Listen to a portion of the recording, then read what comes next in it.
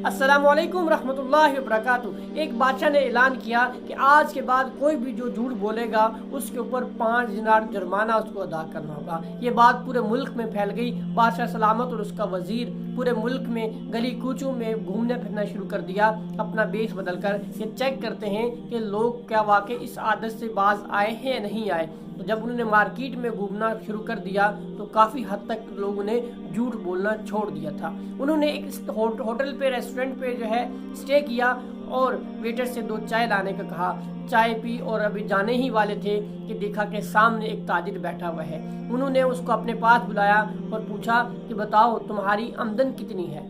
तो कहने लगा कि मेरी पर मंथ आमदन 70,000 दिनार है। और दूसरा सवाल उन्होंने पूछा कि तुम्हारे कितने बच्चे हैं। तो उसने कहा मेरा 1 बच्चा है।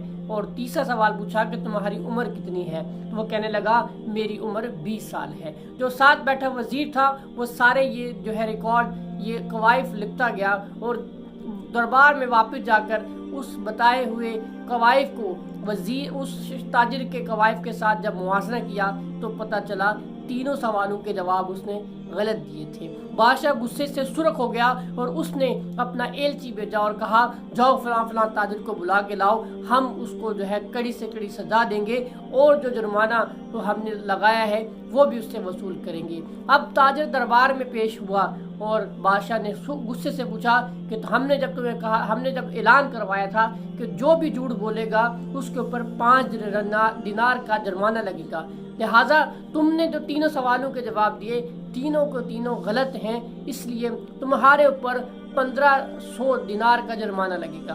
तो उस वजीर ने कहा कि तुम अपने बारे में, अपनी सफाई में कुछ कहना चाहते हो। तो उस ताजिर ने कहा जी हाँ, मैं उन सवालों की जो है दुरुस्तगी करना चाहता हूँ। तो पूछा बताओ, पहला सवाल यह है कि तुम्हारे बच्चे कितने हैं।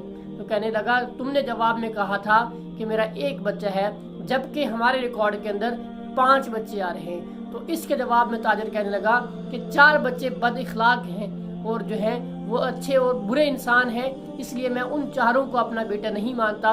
1 बेटा बड़ा फर्माबरदार और इखलाक वाला है, उसको मैं अपना बेटा मानता हूँ। इसलिए इस सवाल का जवाब मैंने अपना एक बच्चा बताया था। दूसरा सवाल ये है कि तुमने अपनी उम्र भी गलत बताई है, तुमने 20 साल बताई थी, जबकि हमारे रिकॉर्ड के मुताबिक तुम्हारी उम्र 35 साल है। तो कहने लगा जी हाँ, मैं अपनी उम्र की असल जो है उम्र की जो तादाद है वो 20 साल ही गिनता हूँ, क्योंकि 20 साल मैंने अल्लाह ताला की इबादत में गुजारे हैं और बाकी साल तो पता नहीं मैंने कहाँ ज़ाया किए, इसलिए मैं अपनी उम्र जो है सिर्फ 20 साल ही कंसीडर करता हूँ। और तीसरा सवाल तुमने हमें बताया था कि तुम्हारी आमदन सिर्फ 70,000 दिनार है, जबकि हमारे रिकॉर्ड के मुताबिक तुम्हारी इससे कहीं ज़्यादा जो है आमदन है।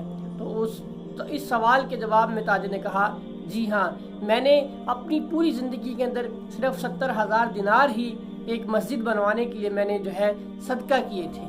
असल में वही मेरा पैसा है, बाकी तो मेरी जो है रोज़मर्रा की ज़िंदगी में खर्च हुआ। तो इसलिए मैं अपना जो कुल असासा समझता हूँ सिर्फ उन्हीं 70,000 को समझता हूँ जो मैंने अल्लाह की राह में खर्च किए।